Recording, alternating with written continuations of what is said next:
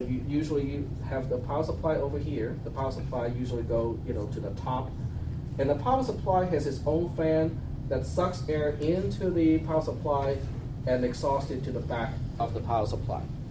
So that's already done. I mean, that's something that you don't have to do. Once you install a power supply unit, a PSU, it is already acting as a weak exhaust mechanism. And then the big question is, where do you put the other fan? Because to the back of these computers, they typically give you one additional fan, like about at this location. And this fan, unfortunately, is usually configured as an input, or it is air comes in to cool down the CPU directly. Okay, I personally would flip the airflow, so this one would actually go out as well. So this way, air comes in from one end of the case, and it goes out at the other end of the case. So you don't have any turbulence inside the case. Hot air does not stay inside the case. It just goes through the entire case and then get exhausted. You just have to kind of observe things like that. The motherboard typically will be mounted here. The CPU, the processor, on all motherboards they are configured so that it's right next to this fan here. So you will have a big CPU cooler on top of this processor, and then you have these peripheral cards here. Some cases will also have one additional fan on top of the peripheral cards. If you have a high-end graphics card, that is actually essential that you have enough airflow to the peripheral cards themselves. And this fan, you can make it, blow out or blow in. So once again, it depends on, what is the natural flow of, air. In some cases, even have a fan, on the top, which seems to me, makes a lot of sense because hot air rise, and it makes sense to put a fan up there. But if you put any objects like a book or something like that on top of it, then it will block this, path of air. So it depends on how you use your computer. Do you put stuff on top of the computer, and whether it's in a restricted space? What do you do when you place the CPU, like when you place a case like this? You don't want to push it all the way to the wall. You want to leave this side. If you see an opening for air circulation, you need to make sure that side is left at least with 1 or 2 inches of space in between. And then the whole thing cannot be, kind of enclosed, because otherwise you have, the air just basically circulating within the environment, and it's not going to cool down the computer at all. So there are these kind of considerations when you put together a system, and the more fan, I think the better, but it is also important where the fans are located. Any questions about this? No questions? How many fans say, okay, my computer at home, I didn't put it together, it's a Dell. Mm-hmm. Okay, how many fans do they normally put in just a regular old computer they would sell? Do they just come with It depends a lot. I mean, if you look at different models, on Newegg.com, yeah, you will see that, it will change from, anywhere from 2, 1, even maybe 1 included fan, all the way up to maybe 3 or 4, and then the sizes of the fan are also different. Some will even give you a huge fan, here. It's bigger than 140 millimeter. Yeah. I think it's up to 200 something millimeter now. It's a big fan that kind of rotates slowly. But the problem with that type of a fan, the big ones, is you cannot find replacements. It's not a standard size.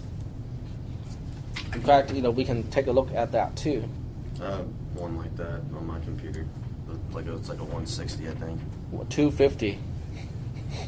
Look at this one. It's got, you can even have 2 250 millimeter fans. 250 millimeters is more than a foot. So we're talking about a fan about this big. Let's take a look. I'm curious. It is big. But the question is, does it help with the airflow? That's the question. Just because it has a bigger fan, doesn't mean that it helps. So you can see the rating is not that good. It's only 4 stars out of 5. So it's not really that good. Well, we can go ahead and take a close-up picture. Take a look at the close-up picture.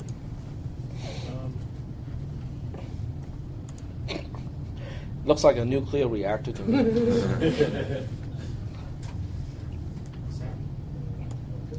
So there you have it. So there's one huge fan here and there's one huge fan here with all the blinky LEDs to make it look cool. But in terms of actual airflow, I'm not sure, it helps. The biggest problem I have with, fans that are not of a standard size is you cannot change it. If it breaks, what are you going to do?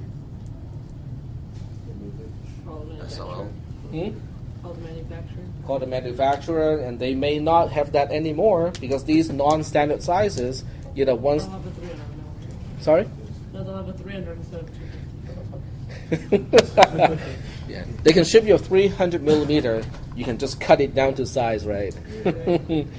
Use a Sharpie very carefully. Use a X-Acto knife, very carefully.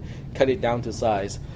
The problem with cutting the fan down to size is if you don't cut it exactly, it won't be balanced.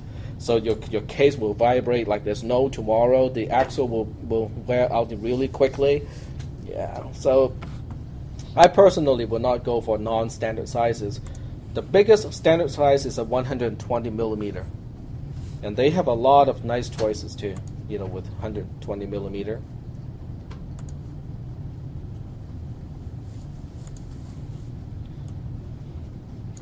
And how much are these?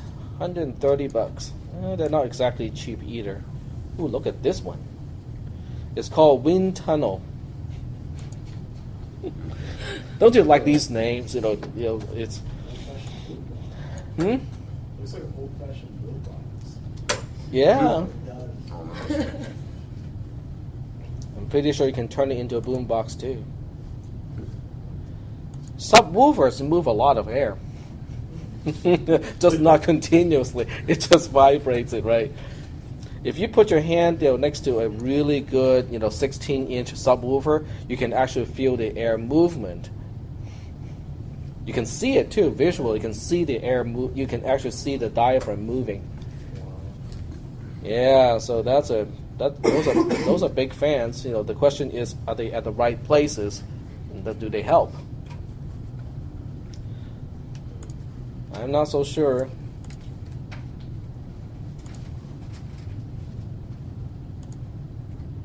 Come on. And are there any user ratings? 4-star out of 5, which is not the best, rating, but it's only $80. Especially with 864 people using it. Well, let's look at the complaints. So we go take a look. The way I look at these reviews is I go for the worst type first and see what people have to complain about. If all they have to complain is way too bright, it disturbs my sleep and whatnot, it's not a big deal because I can always just snip the connector to the LEDs. Okay, that's the end of that problem. And let's see, how do I show?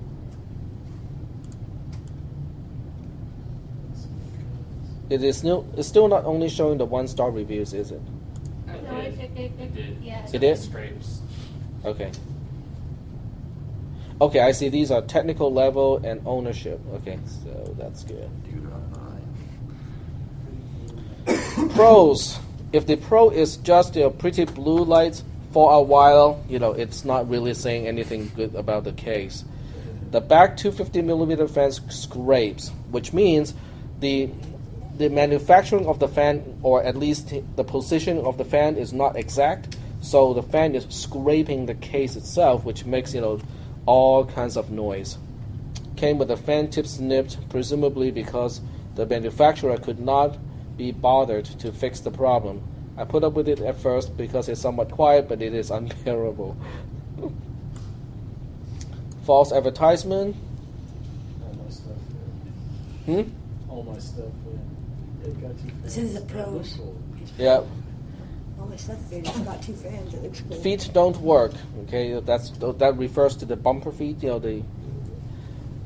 But that's an easy thing to fix. I think the case could be better without them. There's no sensor for temperature. Okay, the fan moves little air. Okay, that's a big deal. Plenty of good features.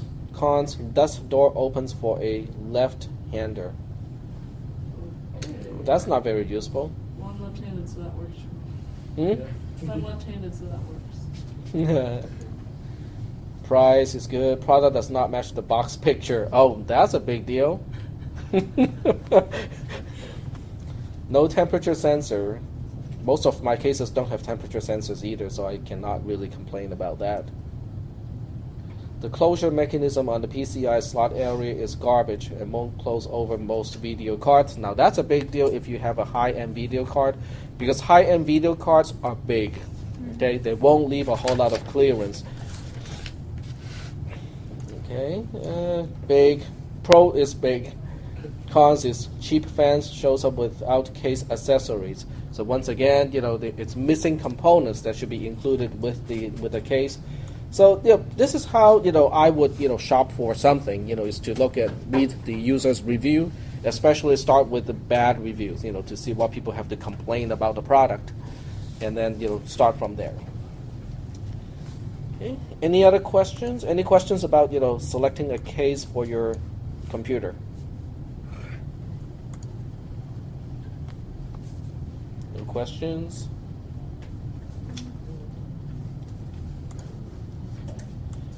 Now, let me go back here, and then let's take a look at some 5-star cases like this one here. Okay, now this one is not just because 1 or 2 people have bought the product and thought it was good. They have 561 reviews, and and even with that many reviews, the average is still pretty close to 5 stars. I'm pretty sure there will be like 1-star reviews somewhere. We can take a look. It's cheaper. 7,000.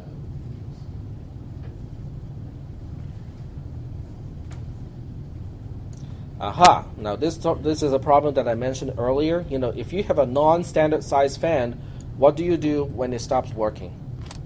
And once again, this person got stung because the fans will break. There's no way you can expect a fan to work endlessly all the time. They will break. These are cheap, inexpensive components, and they will break at some point. So the thing is, if it breaks, you better think about what to do with it. After about a week, my top 140mm fan stops working. On startup, the fan is about $7. Mailing the fan would cost more than $7. So they expect me to pay for shipping. Okay, well, it's a legit complaint, but not enough to cost, to make it 1 star. Front panel completely didn't work when I got it. I hooked up my power supply switch, reset switch, hard drive light LED, power LED to the correct places, and only the power LED would constantly flash. I then put my entire motherboard and everything back into its case, and bam, works 100% fine. Not sure. According to this guy, the technical level is top notch. So anyway, we can also take a look and see how many fans it has. One other good thing about Newegg is they take additional pictures of a product. So if you want to look at the inside of a case, you can, but for the most of the time, you can actually look at the inside of a case. This is not a stock picture. In other words, this picture does not come from the manufacturer. It comes from Newegg. When they get a new case, they take a picture of the inside, the side, and whatnot to show people, okay, this is what you can expect. And this is one without a motherboard tray, which means it's going to be really kind of difficult to get to these particular screw positions because they are right next to the edge of the case itself. And let's see.